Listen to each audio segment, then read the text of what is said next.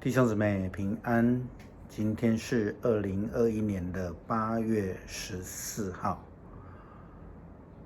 今天的经文是诗篇111篇，列王纪上卷第2章第1到11节，约翰福音第4章第7到26节。今天要跟大家分享的主题是心灵和诚实。在今天的经文里面，列王纪下卷第2章，我们看到了大卫给儿子所罗门的提醒与交代。今天的经文，我们大概把它分为4个部分，4件事情来看。第一个是大卫在他的最后之言来交代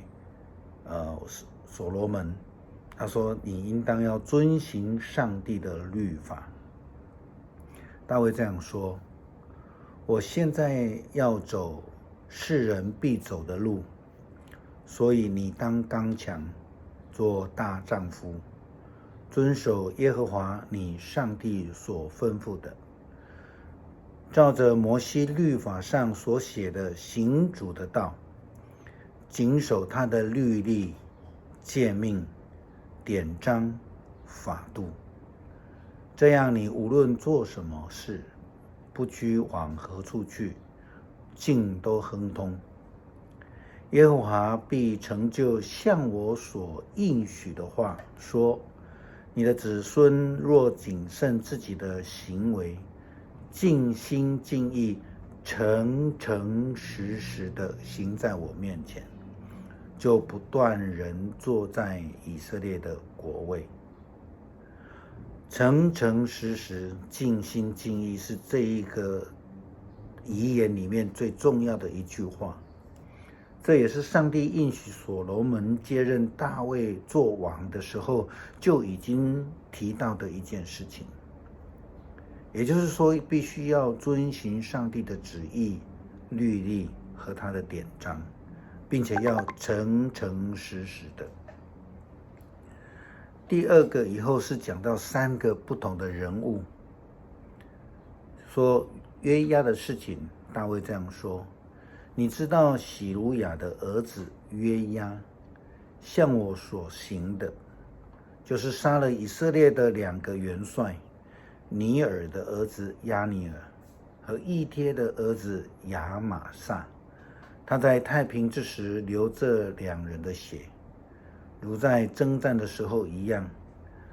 将这血染了腰间的束带和脚上所穿的鞋。所以你要照你的智慧行，不容他白发安然下阴间。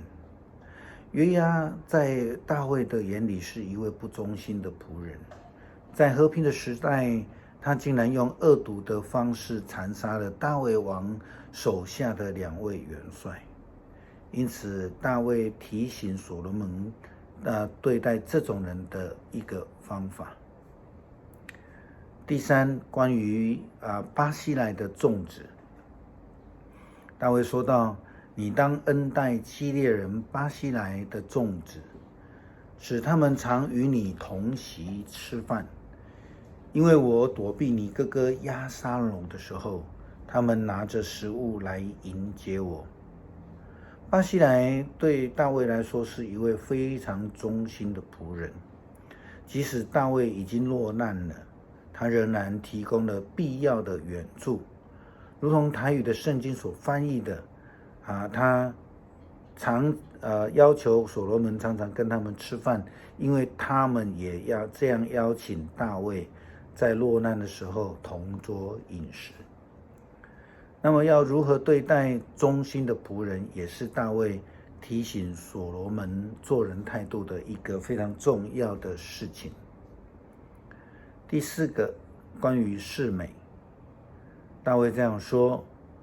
在你这里有巴户琳的便雅悯人基拉的儿子示每，我往马哈念去的那一日，他用狠毒的言语咒骂我。后来却下约旦河迎接我，我就指着耶和华向他起誓，我必不用刀杀你。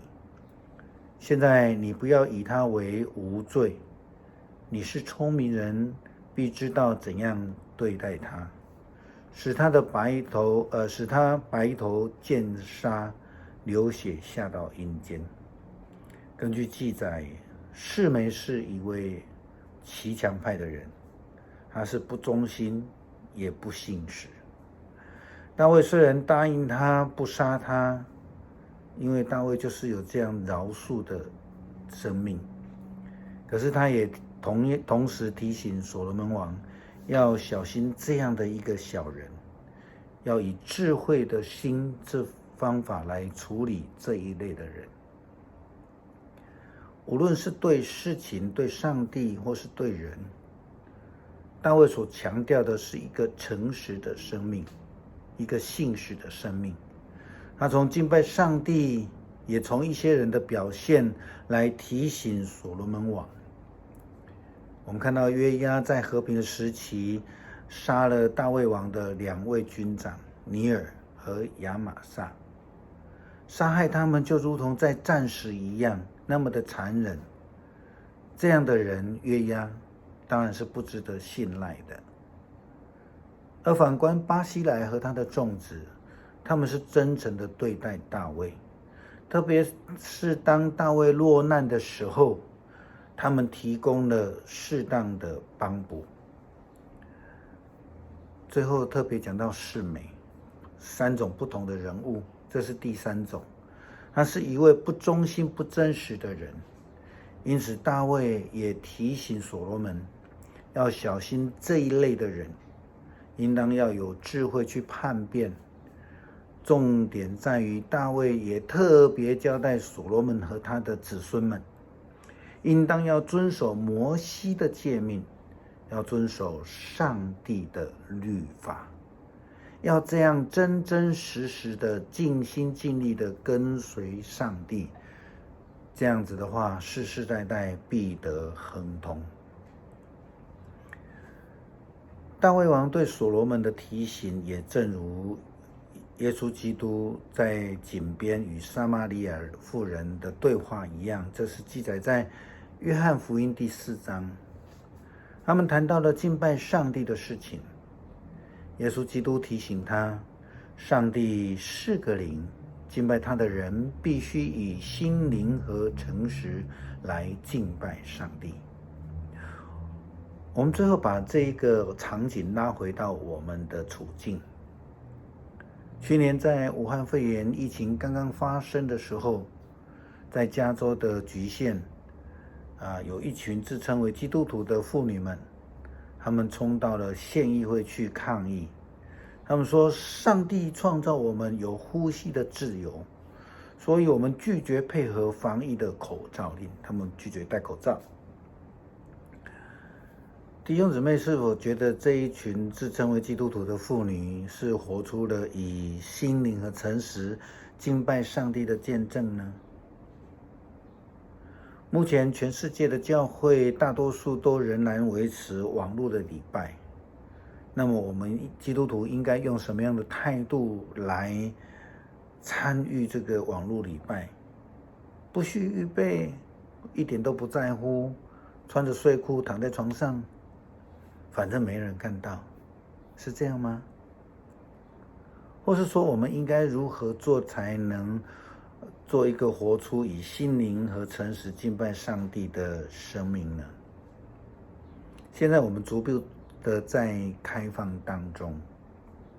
那基督徒的生命应该如何配合？教会应该如何来做，才能见证我们是用心灵和诚实敬拜上帝的教会？我们一起努力。